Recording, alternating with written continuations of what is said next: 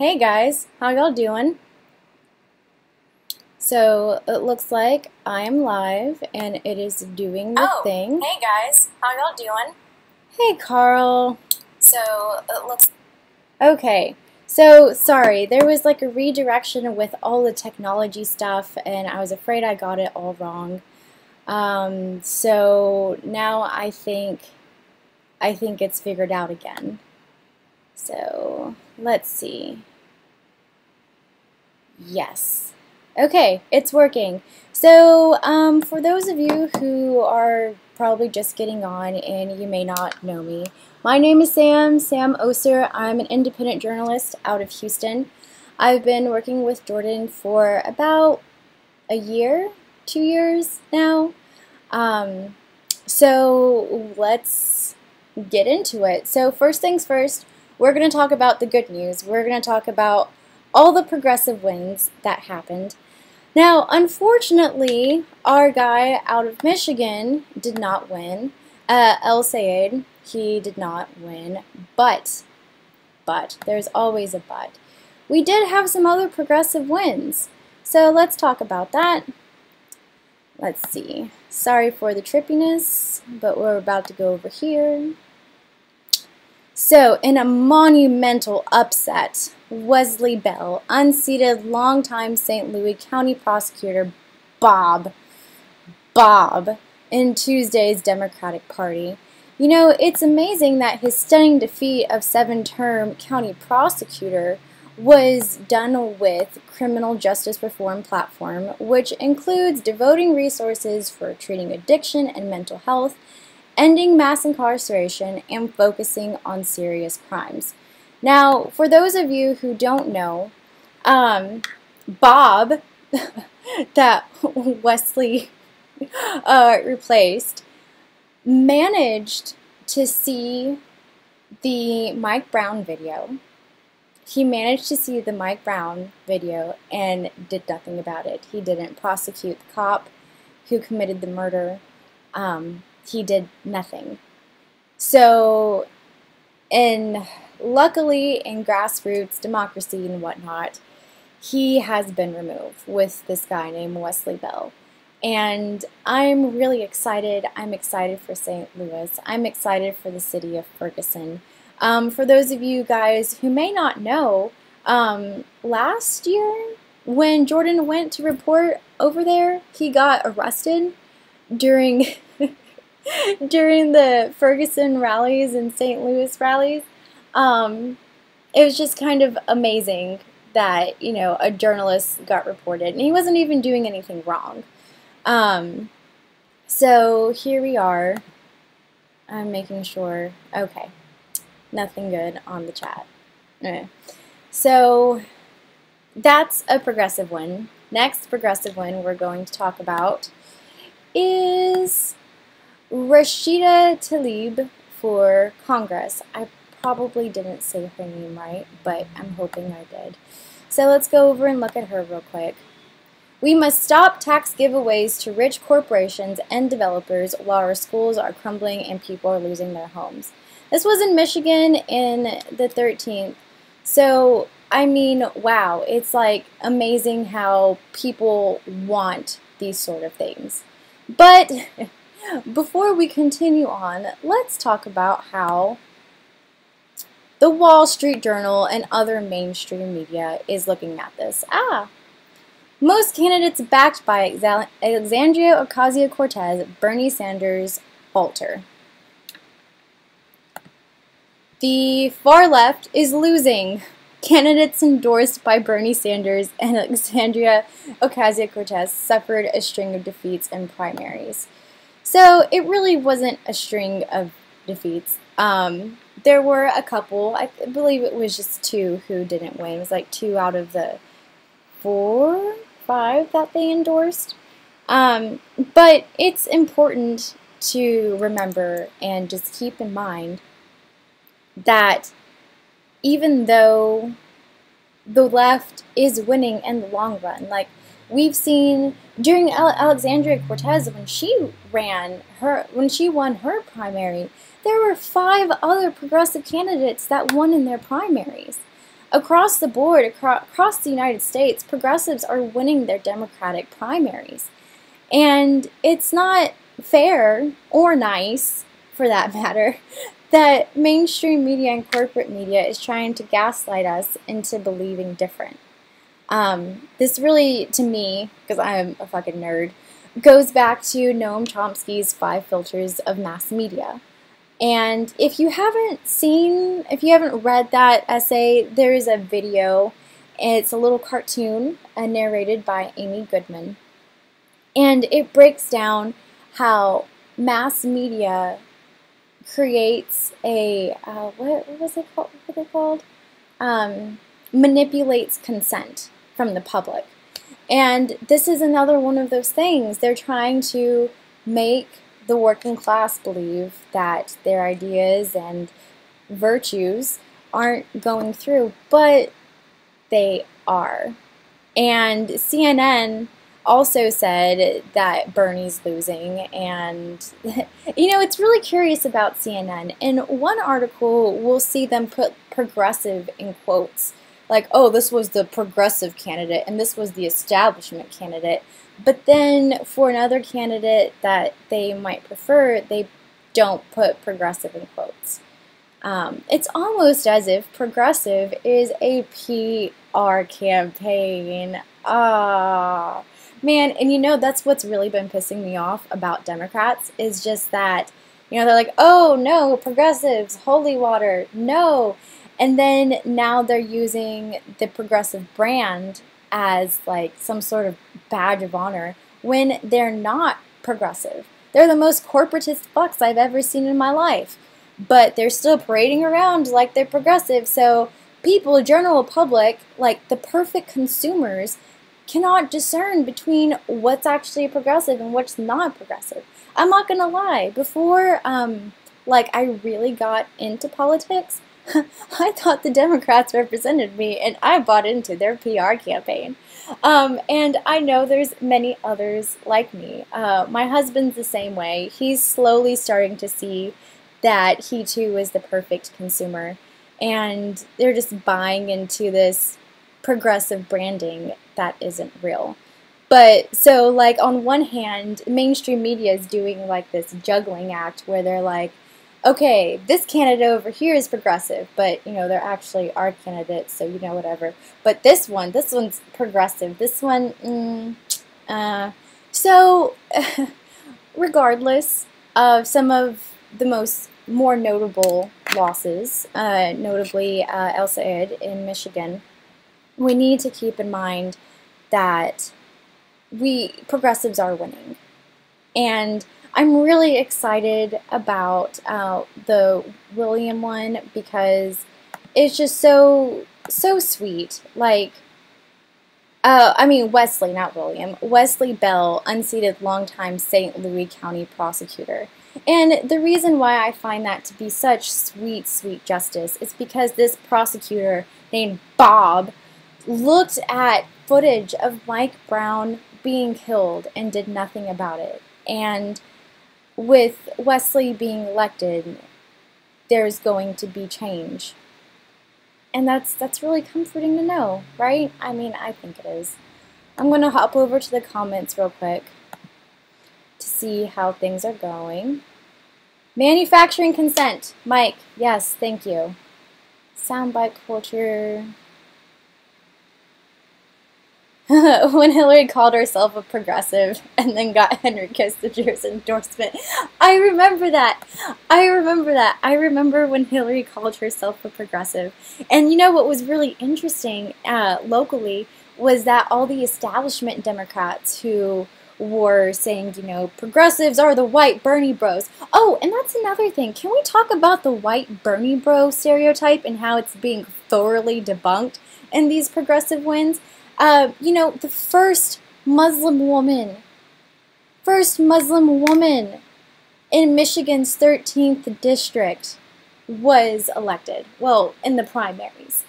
Like, that white Bernie bro, I'm still looking for the white Bernie bros. I haven't found them yet. If you could show me where the white Bernie bros are. I'd be really interested to see where the white Bernie Bros are. So yes. Before we move on to like the next topic I've got going on.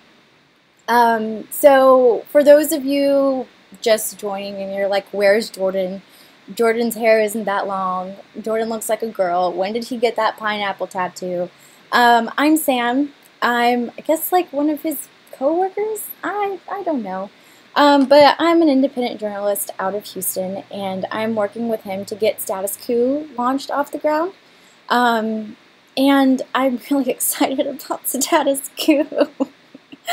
Oh man, I've been writing on Medium and doing my own little page. And you know, I feel so lonely down in Houston because I feel like sometimes there aren't any, you know, fists up journalists down here. I think I'm the only one. I haven't met any other fist up journalists down here. I've met some pretty adamant political commentators, but they don't do research of any sort. So I'm really excited to be with Status Coup, and if you can donate, it's the paypal.me.com/statuscoup. It's in the video portion of this, like the link. And if you can't donate voluntarily, please share this video. I cannot tell you the amount of social media suppression that's been happening.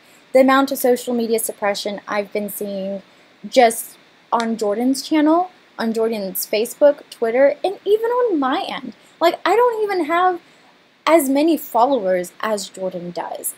But I'm a social media marketer by day. Like, that's my corporate job. And like, paid ads have become a pain in the ass. I remember when I used to do paid ads based off Bernie Sanders, progressives, and it would go through. And they removed that from the paid ads. And now they're asking me for my social security number so I can amplify some of the articles I write. Like, they want my social security number. Next thing you know it, they're going to ask for my soul. Oh wait, they're not going to ask. They already have my soul. I mean, if we're in all seriousness. So anyway, I'm going to go back to the comments real quick. Plug your channel. Oh, okay, that's a good point. So I don't have a YouTube channel, but I do my reporting on Facebook and Twitter at Sam the Mullet. If you're mullet, as in like business in the front, party in the back, mullet. If you're a local Houstonian, I report on the radio show 90.1 KPFT on Fridays at 2 p.m. with the People's News. And I'm reporting with Free Press Houston, which is a local independent outlet.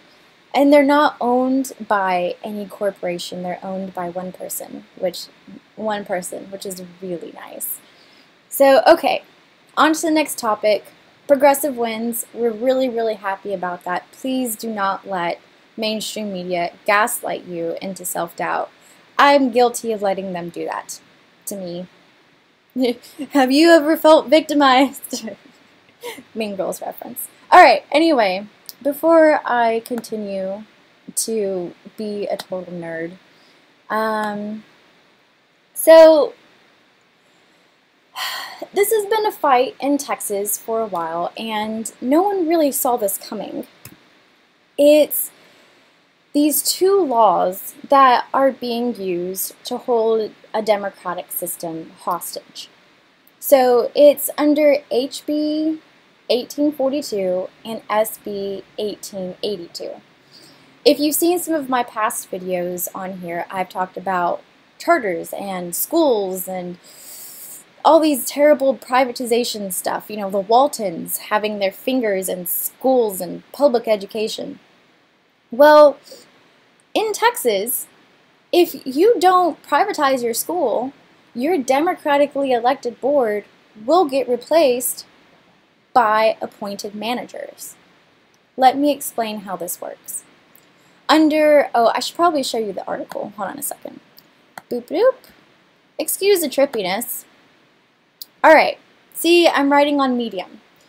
So this was made in March 5th when like the whole fight was going down. And there's some stuff in here that isn't as relevant, but this part still is. So we're going to talk about this part. Under HB 1842, if the districts have a single school that is on the improvement required IR list for 5 consecutive years, the Texas Education Agency, T, can replace the democratically elected board with appointed managers or shut the school down.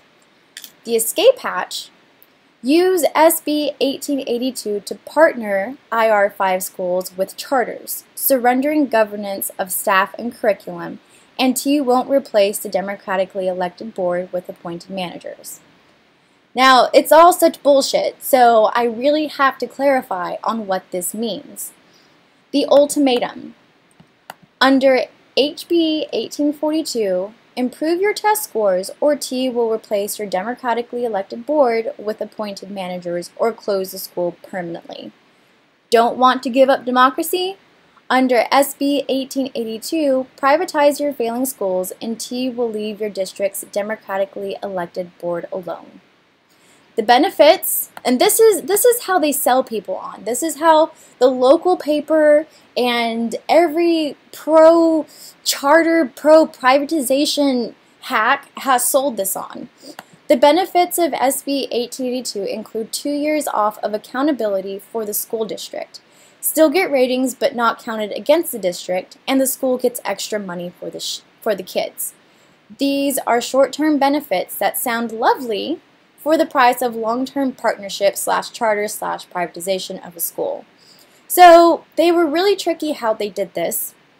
They put the first bill in 2015. They made that into law in 2015, and then the second bill they made into law into 2017. And it's important to note that these are sponsored by 3 Democrats and 4 Republicans, 3 Democrats and 4 Republicans. So it's really sneaky how they did this. And you know it's the lobbyists, it's the charter lobbyists who were, actively doing stuff behind the scenes. And I know how the lobbyist game works because before I came back to journalism, I was doing cannabis activism, and I worked with the cannabis lobbyist here in Houston. And it was a matter of, okay, if we get this bill in now, we can get this bill in later. And that's what the charter pro-privatization people did here in Texas. And it doesn't help. It doesn't fucking help that Governor Greg Abbott is, a staunch Republican. He is on board with Betsy DeVos's stuff. Greg Abbott appointed the people heading the Texas Education Agency. And because they're all so disgusting, the Texas Education Agency does not inform the public when a charter's putting their application in, when by law they are supposed to, and they do not. And the reason being is because there is money. There is money in education. And the people who are sucking up that money are teachers. Okay, number one, because the whole point of putting tablets and computers into schools is to systematically get rid of the teachers. And the easiest way to do this too, if the school board is showing resistance to not wanting to give up public education, is by cornering them to the point where it's like, okay, you have one failing school, you need to shut it down and privatize it, or face your replacement with appointed managers. It's such, we already know that we hardly have a democracy. We have more of an oligarchy. But at this point in Texas, they're trying to remove basic local democratic systems. They haven't had any success with it yet. I will say that.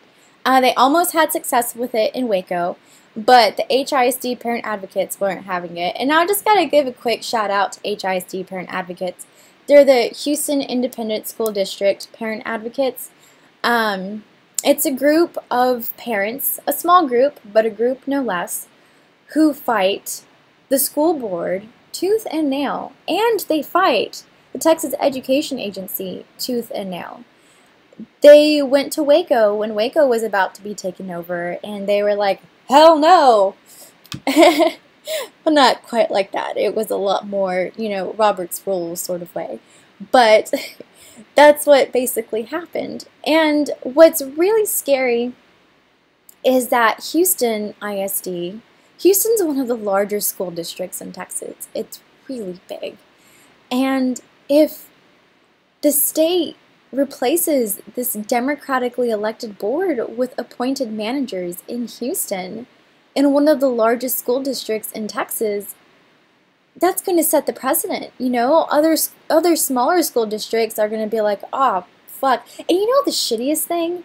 The shittiest thing is that I've seen principals on their Twitter, I've seen teachers, people who love education and care about their kids say, please let the state take us over.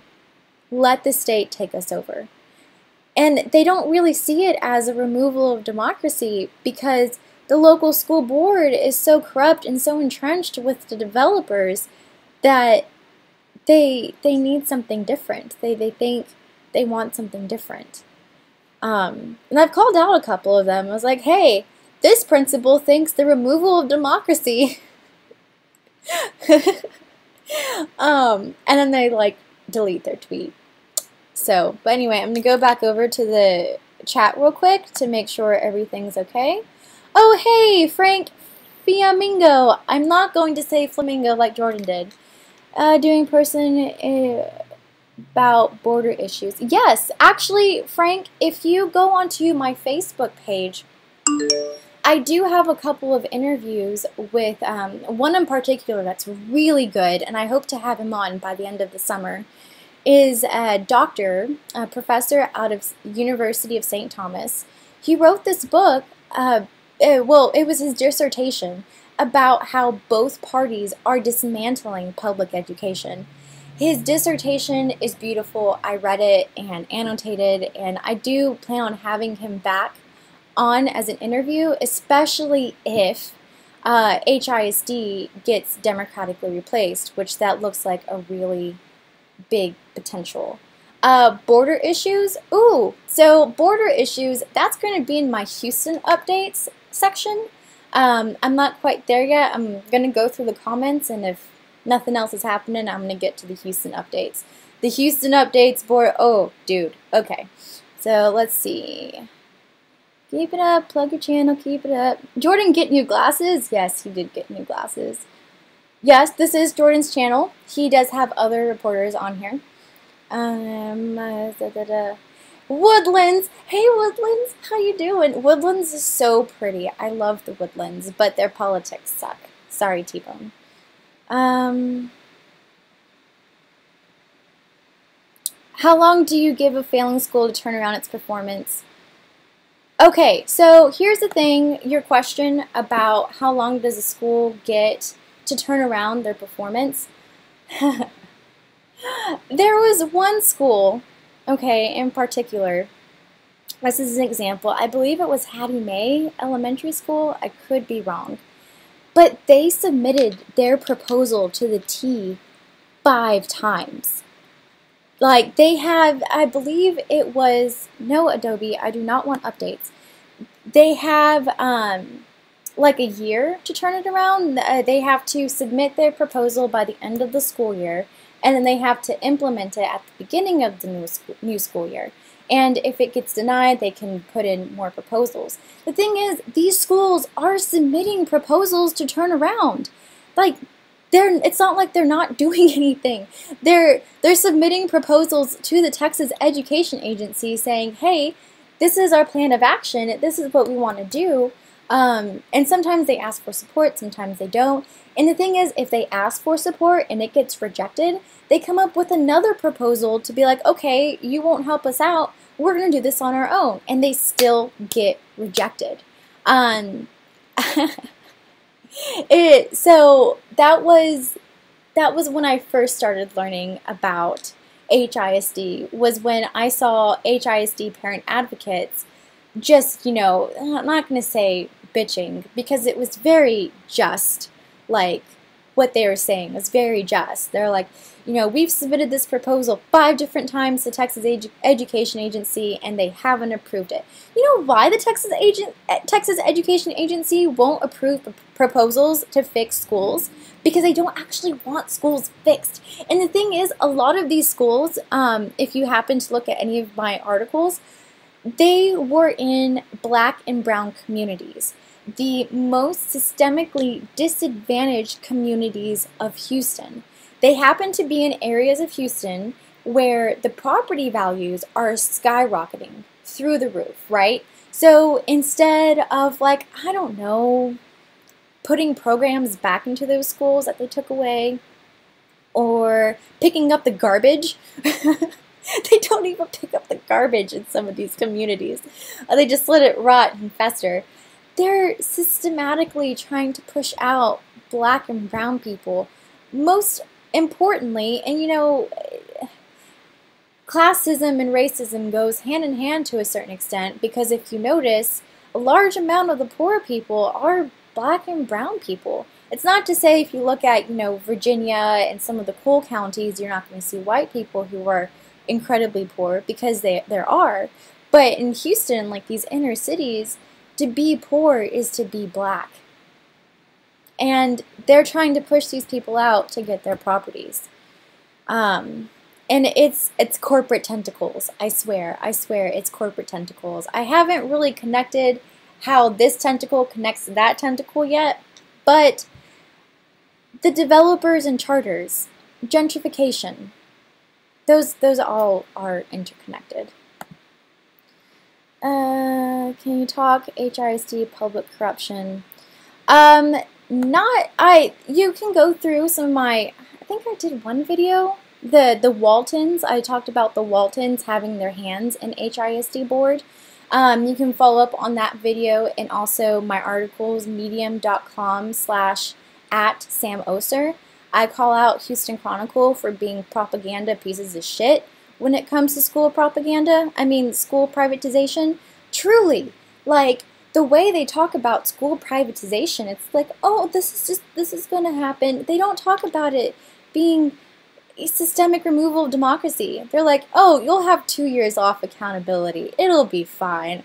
No, it won't be fine.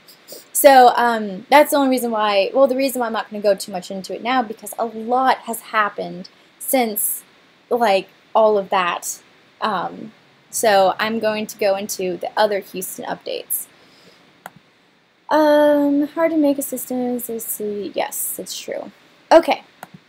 So before I go on to Houston updates in general, hold on, I have a paper. Status Coup. I'm really excited about Status Coup, and I hope you are too. You're watching Jordan's channel, and you're here because you want a media revolution, and I want a media revolution too. Like, it's such bullshit what our media, like I was just talking about my local paper being propaganda as far as school privatization goes. And that's just local. And when we look at the national scale, like I was talking about earlier with progressive wins, CNN, Wall Street Journal, they're saying the left is dead and Bernie's movement's dying and faltered and all this negative PR bullshit. And it's bullshit because they're not looking at seeing what's happening. They're not covering all the races. Because it's funny, they have all the technical capabilities of covering these races, but they just don't really have the mental capability. So paypal.me.com/statusqueue, and if you can't do a monetary thing, please share this video. And not just my video, but all of these other videos. The social media suppression is unreal. Like, when I hear Jimmy Dore, okay, me with like 500 followers on my Facebook, when I hear Jimmy Dore saying he's experiencing social suppression too, I'm like, Jimmy Dore's experiencing it too? Like, it's not just me with my wee little 500 followers? And it's just so real. It's real and it's awful. Okay, so Houston updates. we're going to go into the white supremacist stuff. We're just going to take a deep dive into the white supremacist stuff. Okay, I want to take some water first because this... Okay, white supremacy in Houston. So for those of you who don't know, there has been a steady increase in white supremacy in Houston. Well, I mean, it's always been there, but they're starting to get more vocal. It's not just in Portland. Last year, in September, they had a For Race and Nation, white polos chanting blood and soil. This was outside of the Mecca. There was a book fair going on. I believe it was a communist book fair, if I remember right. Remember, this was 2017. They sat out there with their blood and soil shit and were just causing, you know, stupidity. Because that's what they cause. They call stupidity.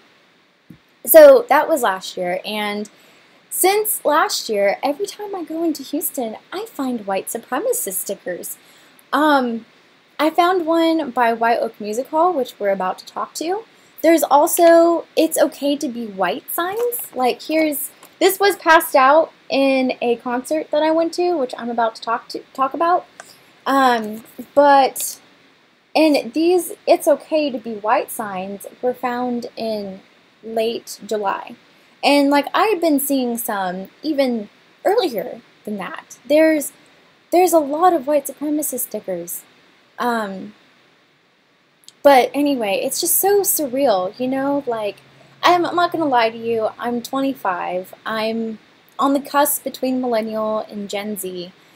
And when I went to school, to my public schools, it was like this was all done, right? If you would have asked me when I was 15, Sam, do you think you live post-racial America?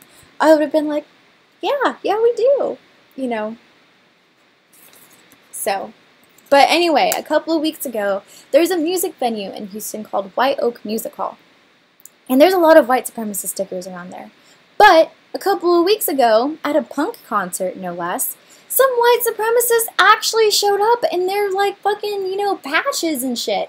Like, "It's okay to be white," "Say goodnight to the left," and some other patches. Free Press. I didn't write this article. Another writer for Free Press Houston wrote about it. And of course, the white supremacist, White Oak Music Halls didn't do anything about it. Like, the employees that were there, they never came out. It was other concert attendees who saw their shit and was like, "What are you doing here? Why are you wearing that?" And they really lost their shit, and it was beautiful. And they kicked them out, which was even greater. So last Friday, there was a Punks Against Racism concert. And that's where this article was. They were passing this around. For the record, if you live in 6th Ward and you see stuff like this, email 6wardwatch@gmail.com. Okay, if you happen to see any white supremacist stuff in your area. And even if you don't live in the 6th Ward of Houston, if you live in Houston and you see shit, email them. Okay? That's not me. I have nothing to do with that. That's the local, you know, Antifa groups, right? Like, trying to let people know and accumulating all of the information that's happening. So there was a Punks Against Racism concert, and that was there, and then, I don't know if you can see this. White Pride Punks Fuck Off, a manifesto of Houston punks against Nazi punks. It was really cool. It was a nice concert. It was free to the public. And Houston DSA was there. Socialist Alternative was there. And this Trump-Pence group was there. So that was fun. Now, on the immigration side of things, there's going to be a children detention center placed in Houston. Oh, buddy boy is there. The owner of the building is 419 Hope Partners. The guy's name is David Denenberg. He is leasing out the building to this group called Southwest Key, You probably heard a lot about them. They are a nonprofit who cashes in on child detention centers. So all the activists, Free Los Niños coalitions, the Brown Berets, the local indigenous groups, Outreach Barrios, which is a food collective group, everyone has gotten together and has been protesting this. They've been protesting this for weeks. And Southwest Key had put in their permits back in June, but they put in the wrong permits. So last week there was a little bit of a scare because one of the activists took a picture of the building and there were caravans and the parking lot was full, and they're like, oh my god, why is this place operating without the proper permits? This was just talked about yesterday. Why are they operating without proper permits? So, I called the mayor's communication director, I called the public works office, and they do not have kids in there at this moment. They are not operating without permits at this moment. So the Grannies Against the Border came in this weekend. They're going down to like the actual border, but they made a pit stop in Houston on Sunday to protest the immigration center. And they've been bombarding, not the Grannies, but the local activists have been bombarding Houston City Hall every Tuesday at 1:30. Yeah, it's probably not even every Tuesday. I think it's every other Tuesday. They've been bombarding them. The last couple times they haven't been able to talk to Houston City Council because they shut down the public comment section. They did it under the guise of, oh, it's summer. So the activists got really pissed off. And they let Houston know that they were pissed off. It was pretty fun to watch. So there's that. I think that's it so far. I'm going to go through the comments real quick. Love your school coverage. Keep it up. Thank you, Abort You. Want every excuse. We must rise. Rise. Racists needed boneheads. I can't imagine. Right? Like, why would racists go to a punk show? It doesn't make any sense.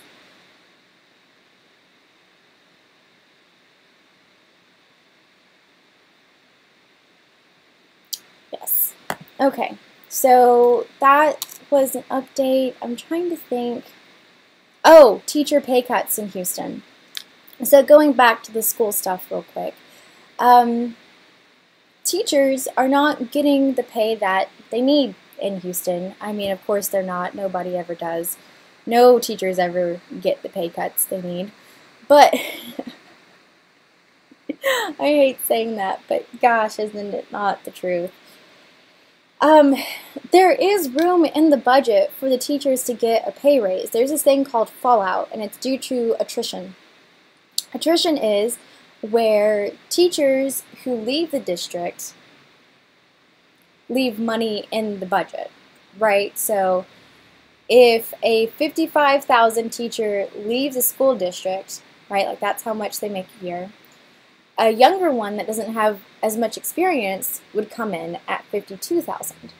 So all those 3,000s and would fall down and create a fallout and would help balance out the budget. Well, instead of using that fallout to, I don't know, pay their teachers, they're trying to put it back within the budget. So that's going to be, the teacher compensation schedule is going to be voted on tomorrow, August 9th, Thursday, at the main HISD building. Well, the meeting starts at 4:30, but they take a really long time to vote on anything. So, but that's when they're supposed to be voting. I'm trying to think. I think that's all I have on the Houston front. Yeah. Okay. Before I leave, though, I wanted to tell you why I've been kind of quiet. Like, I haven't been able to go live as often as I would like. I'm doing research down here in Houston on the developers. Everyone and their mother already knows it's the developers that are causing the flood epidemic in Houston. It's really bad. It rains for like 20 minutes and it's flooding. But I want to know who the developers are and how they're doing it. And I am digging up some shit. Oh my god. I can't talk about it much right now because I don't have it all put together. I got two parts of it done, and I have at least 4 other parts. So I got 2 parts of it done, and I have these 4th other part that I need to work on. It's a process because they are doing some shit, and I have to talk to a lot of people. But I pinky promise that as soon as I got this done, y'all will be the first to know. And I'm hoping Status Coup will be officially launched by then, like their website, so I can post the article on there and have a live video Q&A with the article, and it'll be glorious. So, but that's why I've been quiet, and if you don't see me too much, it's because I'm working on that. Yeah, so I'm going to go back to the comments real quick for a Q&A, see if there's anything that I've missed. FB, even Trump being rich, racial oppression. Racial oppression is built into the capitalist system in America. You are right, the Funkadelic fan. I like Funkadelic too. Yeah. Okay. Well, that's all I got. Again, if you could please, pretty please, contribute to paypal.me.com/statuscoup. Send a super chat, or if you can't do any of that or become a Patreon, please share the video. Okay? And remember, not just my video because you love me so much, everybody else's videos too. Okay? Thank you guys.